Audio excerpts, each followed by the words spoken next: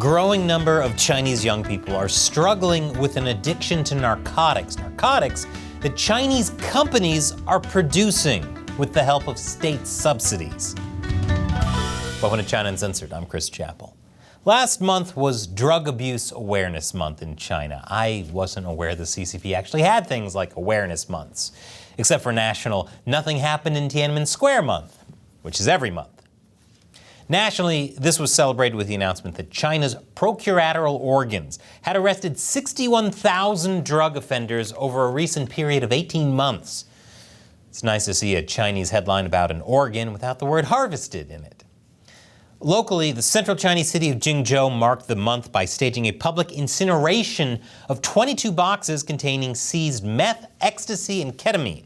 And what a fun ceremony it was for everyone downwind of that smoke. Now, Beijing's drug policies are notoriously harsh, with intense crackdowns and penalties like execution for drug traffickers, even if they're foreign citizens. According to China's top court, this tough strategy has been so successful that drug-related crime cases have been dropping for 8 years in a row. Ironically, you'd have to actually be high to believe any of China's official stats. More on that in a minute. But the Chinese government's zero tolerance towards narcotics at home takes quite a dramatic turn when it comes to supplying narcotics abroad. A recent report by the U.S. Select Committee on the Chinese Communist Party from earlier this year details how the Chinese government provides subsidies to companies openly trafficking illicit synthetic drugs, as long as they are only selling them outside China. The Chinese synthetic drug business has been described by experts as being run with a level of professionalism and a corporate element that is unmatched anywhere else in the world. And according to Europol, it has made China the world's biggest manufacturer and distributor of synthetic lab-made drugs, such as synthetic cannabinoids and precursors for things like MDMA and fentanyl. And this is dangerous too, because think of how poor the quality of most products made in China are. Now imagine seeing this and thinking, I'm going to put that in my body. Now, this is in spite of the fact that Chinese leader Xi Jinping and U.S. President Joe Biden reached an agreement at the end of last year for Beijing to crack down on its export of substances used in the production of fentanyl, which is surprising since they've totally honored every other agreement they've made, like lowering their carbon emissions. I guess drugs aren't the only harmful thing China's helping to burn. But fentanyl isn't the only opioid flowing out of China into the veins of the West. Allow me to introduce nitazines, a synthetic opioid considered up to 50 times more potent than even fentanyl. Just remember when you start hearing about the nitazine epidemic that you heard it here first. Since nitazines are so potent, they can be moved in small quantities in all sorts of vessels, from large shipping containers to small parcel posts. Some of it has even been smuggled in dog food packaging. I always knew the Communist Party was run by cats. The volume in the packaging often depends on the customer, as Chinese synthetics are sold to large-scale buyers as well as to individual consumers from across the globe. It's like Postmates, but where you can order something consumed that will eventually kill you. So basically another Postmates.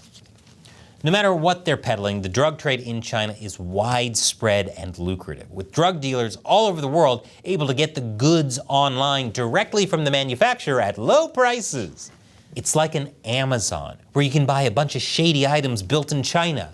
So, basically just another Amazon. It's also good for the Chinese economy, at least in terms of employment. In fact, some people in China are employed in the drug trade without even knowing it. Take Sammy. After she graduated university with a degree in English, she went to work for a chemical company as a sales representative in the northeastern city of Shijiazhuang.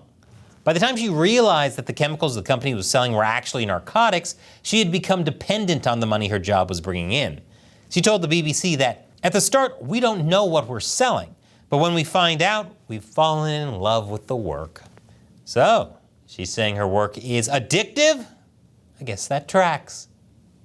Sammy is just one of what international law enforcement agencies estimate could be thousands of sales representatives working for illicit Chinese pharmaceutical and chemical companies, producing and smuggling illegal laboratory-made drugs.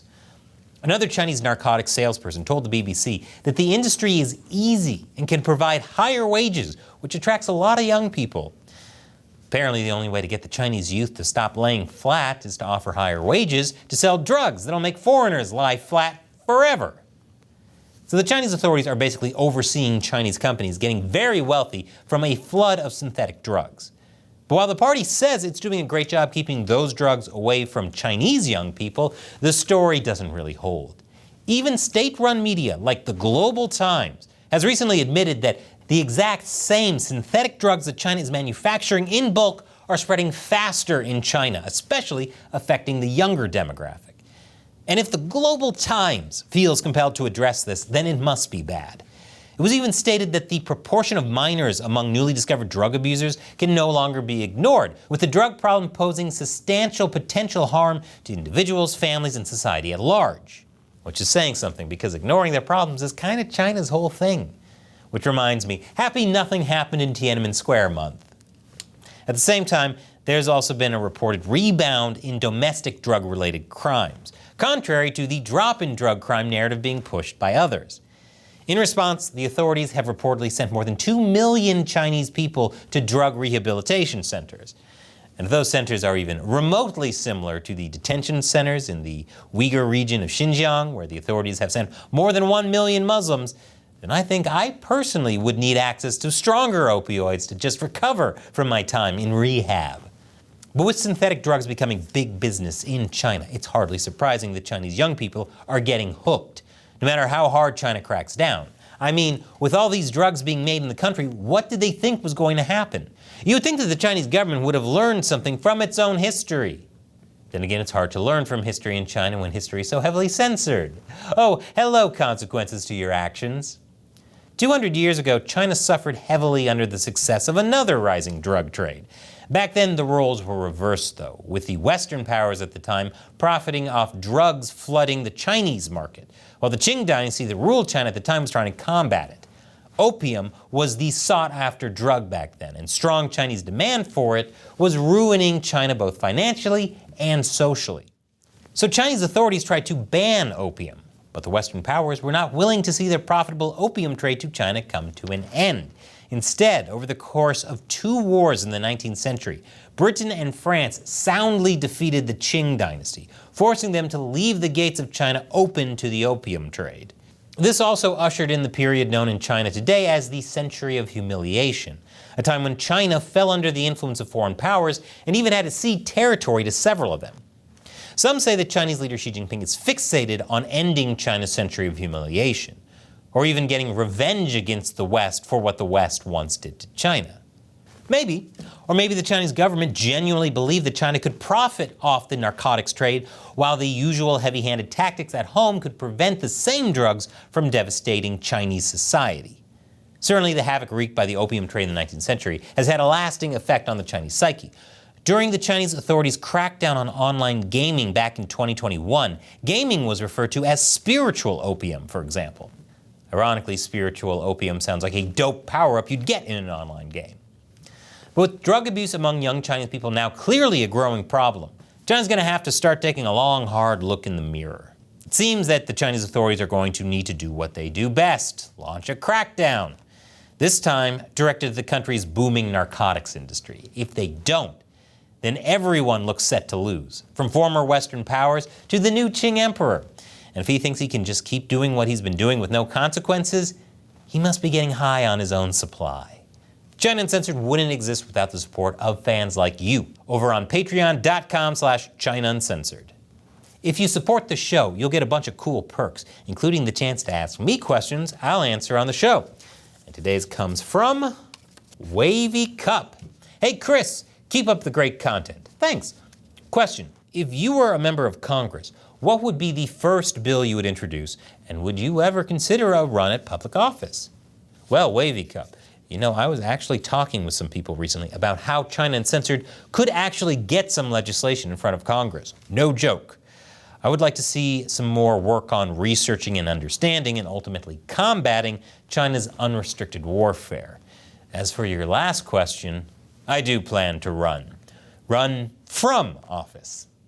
Thanks for your question and your support, Wavy Cup. And if you're interested in spiritual opium, I also have another video I'd like you to watch. This one. It's from my newest channel, Gamers Unbeaten, where I hide controversial topics in short videos on video games featuring politics, philosophy, and my patented sense of humor. This one is about the lure of charismatic leaders in Dragon's Dogma 2. Those like Mao Zedong created powerful cults of personality that killed millions. How'd they do it? Find out by checking out the episode. And click that orange button to support the show on Patreon. Once again, I'm Chris Chappell. Thanks for watching China Uncensored.